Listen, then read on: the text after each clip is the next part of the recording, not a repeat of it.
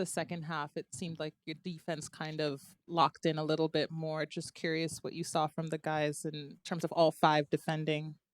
Yeah, I think, Christian and Mo, Luke, um, Nikhil and those guys, CJ, that group was in.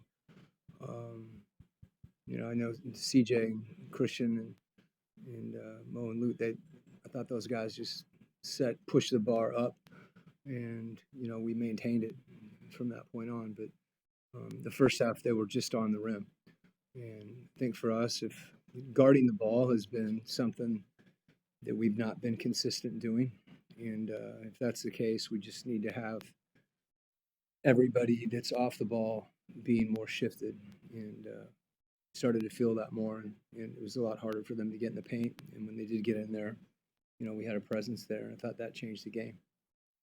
Coach, you kind of touched on it. Your bench had 55 points today. Just talk about your bench's offensive performance and how proud of you are when it came to their Yeah, production. it did.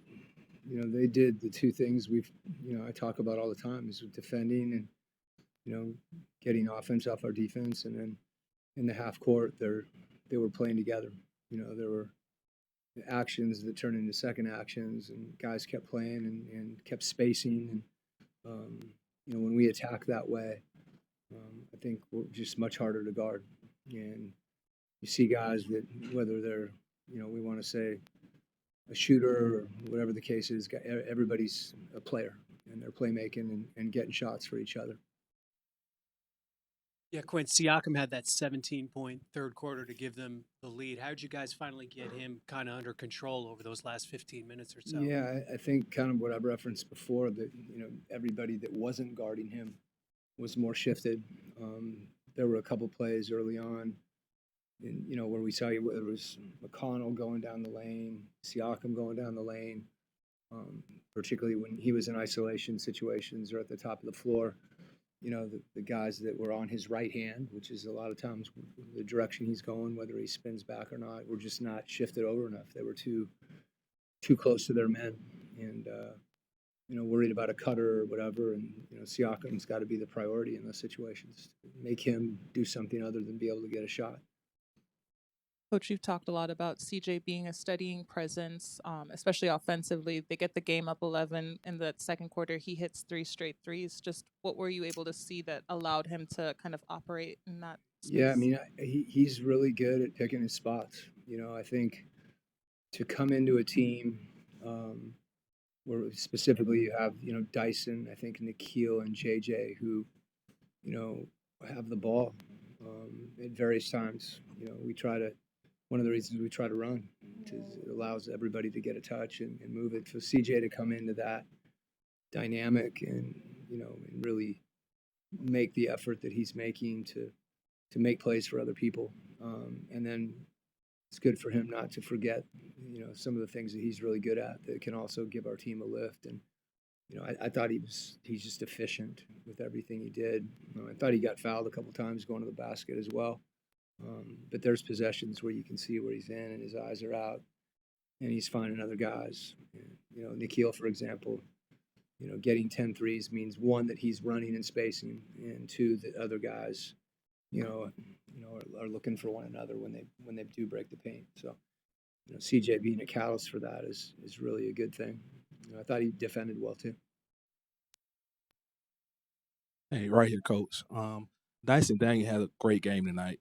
Once Dyson get going with 22 points and on it, what he's able to offer on the defensive end, what does that mean for the team when he's able to play like that? Yeah, I mean he's been doing that. He's been so consistent, and I love that there were two shots, two jumpers, two threes that he had where he just stepped in and didn't think about it and shot it. And we want him to play instinctively, whatever he's doing, for him to be instinctive, because I think his teammates and also the coaching staff, myself, we just have a lot of trust in him and his decision making. Coach, I know you mentioned defense and just as a team, but Luke specifically, it looks like he's stepped up more the effort on defense, at least recently. Just what have you seen out of him in this effort? Yeah, I think he's got a lot of pride, and the resolve that he's had and the focus defending the ball. There were times early in the year where he was being switched onto the ball, and I don't think that bothers him right now. It's a challenge, and he's embracing it that way. And he's had a knack for hitting big threes, whether it's to help us go on a run or to put a stop to a run. And but as you mentioned, the presence that he's given us defensively for a guy that's kind of known for his offense is real good. And I think it comes from him having pride and taking a challenge in those situations. You had 35 assists. You're not far off the all-time pace. What are the things that your offense does to get defenses to commit so that you're one pass away? I think the first thing is just that, having players that want to do things for each other. It sounds, kind of, I don't know, silly at times, like just go help someone else. It's more of a philosophical point that if we can have that mindset, when we play together, and then if that can manifest itself with us when we do drive the ball, I think that's, we want to get in the paint and to understand that when you get in there, it's not always for, your opportunity to finish, but it's to spray it out to guys. That's why, we talk about spacing so much. In transition, guys are selfless. When they get in the paint, if they have their eyes out, they've done their job and they've got people that are open. And, at the same time, when we're doing that, the rim does reveal itself. There's opportunities for them to finish. But, I'd like to think it's one, just their commitment to that, which involves running and spacing. And you're always involved in the play. Even when you think someone else is going to take a shot, if we're unselfish and guys are spacing for each other, oftentimes the guy who makes the first pass ends up with the shot, and that's something that our guys we have to continue to do and continue to emphasize. But obviously, it's something that we've taken pride in and doing a pretty good job of. Coach in the back. Yep. More minutes for Christian tonight, Mhm. or this afternoon, I should say. But how would you kind of measure his adjustment and fit for these first games? Yeah, I mean, I think there's one. The fit is a fit to a need, in that his ability to come in and give us minutes at that position is really important.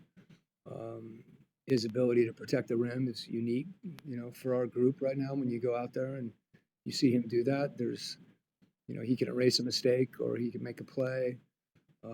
So that's probably his biggest impact is on the defensive end. But I also think he's really, you don't have to be around him long to notice how intelligent a player he is, and I think that's part of what you're seeing.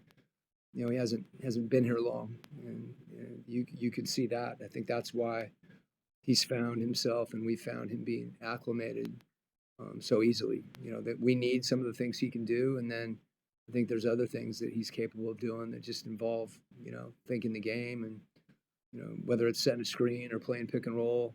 And clearly, guys have confidence in him, and I think he has confidence in himself too. He doesn't look like he's out of place at all, and he's not.